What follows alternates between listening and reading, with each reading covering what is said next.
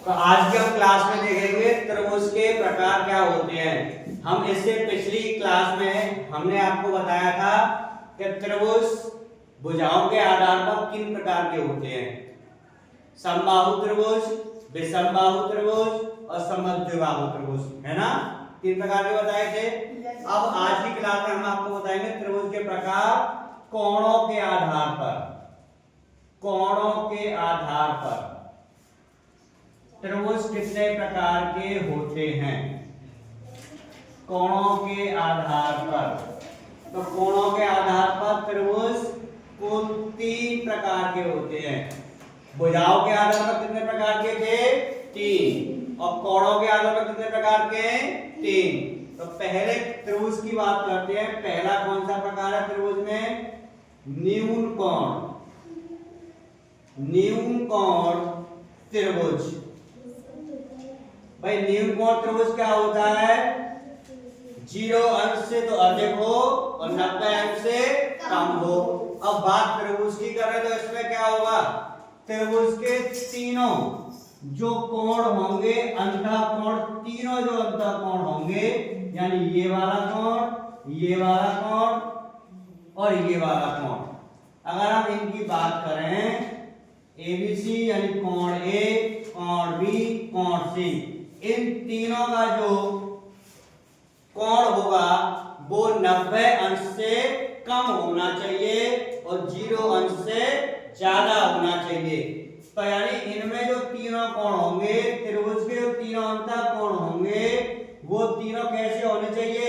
न्यून कोण, यानी कोण A, कोण B और कोण C, तीनों कैसे होने चाहिए? न्यून कोण। न्यून कोण का मतलब है 0 से तो ज्यादा होना चाहिए और 90 अंश से कम होना चाहिए। तो हम ऐसे त्रिभुज को क्या बोलेंगे? न्यून कोण त्रिभुज। ठीक है।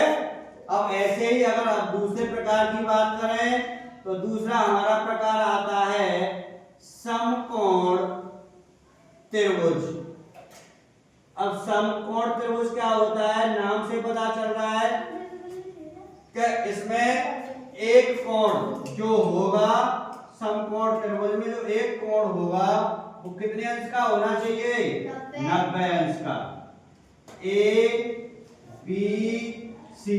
देखो इसमें ये वाला जो एक कोण है ये 90 अंश का है और ये दो कोण है वो 90 अंश से कम है। तो ये दोनों न्यून कोण और ये एक समकोण। शर्त ये है कि इसमें केवल एक ही कोण होगा 90 अंश का, जो ये वाला है। जब ये वाला एक कोण इसमें 90 अंश का होगा तो त्रिभुज का नाम क्या होगा? समकोण त्रिभुज। तो हम यहां लिख सकते हैं कोण ABC, यानी ये वाला कोण, ये वाला कोण ABC। ABC कितना है बेटा? 90 अंश। मैंने पहले भी बताया था पिछली बार कि जो कोण हम जिसका नाम लिखते हैं उसको हम हमेशा बीच में लिखते हैं। देखो मैंने यहाँ B बीच में लिखी है और B का ही हमें मान ज्ञात करना था। तो यानी जो हमारा कोण ABC यानी जो कोण B है वो कितना है?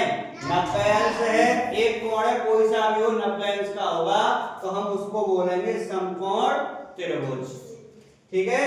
अब नंबर तीसरे की बात करते हैं। तीसरा कौन सा कोण आता है? पहला हो गया न्यून कोण त्रिभुज, दूसरा हो गया समकोण त्रिभुज और तीसरा आता है वो अधिक कोण त्रिभुज। अधिक कोण त्रिभुज। और ये क्या होते हैं? तो देखो हम अधिक कोण तो जानते हैं। अधिक कोण क्या होता है? 90 अंश से तो अधिक होना चाहिए, है ना, और 180 अंश से कम होना चाहिए। यही तो बताया था। तो हम उसको क्या बोलेंगे? अधिक कोण। क्या बोलेंगे उसको? अधिक कोण। अधिक कोण। तो इसका चित्र कैसे बनाए, डायग्राम कैसे बनाए अधिक कोण त्रिभुज का? तो देखो इसमें एक कोण होना चाहिए हमारा 180 अंश से कम होना चाहिए और 90 अंश से ज्यादा होना चाहिए। देखो ये वाला कोण लगभग 120 अंश का बना दिया मैंने। 90 अंश का होता तो सीधा होता, तो इसमें केवल एक कोण मैंने 120 यानी 90 से ज्यादा का और 180 अंश से कम का बना दिया मैंने। तो हम इस त्रिभुज को बोलेंगे अधिक कोण त्रिभुज। अगर हम इस कोण की माप देखें तो कोण ABC, कोण ABC कितना है 120 अंश, जो कि 90 अंश से ज्यादा है और 180 अंश से कम है। तो हम इसलिए इसको बोलेंगे, इस ऐसे त्रिभुज को बोलेंगे हम अधिक कोण त्रिभुज। अब फिर से देखें तो त्रिभुज कोणों के आधार पर तीन प्रकार के होते हैं। पहला न्यून कोण त्रिभुज जिसका डायग्राम इस तरह से बना हुआ है। दूसरा समकोण त्रिभुज जिसमें एक कोण 90 अंश का होना चाहिए यानी एक कोण समकोण होना चाहिए, तो वो कहलाएगा समकोण त्रिभुज। और तीसरा आता है अधिक कोण त्रिभुज जो 90 अंश से ज्यादा हो और 180 अंश से कम हो। ये साइन रत लग गया है, ये इस तरह से आएगा, इस तरह से ऐसे होगा। तो क्या होगा फिर वो, उसको नाम देंगे हम अधिक कोण त्रिभुज। इस तरह से हम कोणों के कितने प्रकार है टोटल, भुजाओं के आधार पर 3 और कोणों के आधार पर टोटल कितने प्रकार के हो गए 6 प्रकार के। और मैं इन सब से पहले आपको बता चुका हूं कि त्रिभुज के तीनों अंतः कोणों का योगफल कितना बताया था मैंने। त्रिभुज के तीनों अंतः कोणों का योगफल कितना होता है 180 अंश, इससे ज्यादा नहीं होगा। चाहे तो ऐसे बना लो त्रिभुज, चाहे इस तरह से बना लो, चाहे इस तरह से बना लो। जब हम तीनों में जोड़ेंगे तो जोड़ के कितना आंसर आएगा 180। ठीक है, तो इस तरह से हम त्रिभुज के प्रकारों के बारे में आसानी से समझ सकते हैं, पढ़ सकते हैं। ठीक है, नोट कर लो।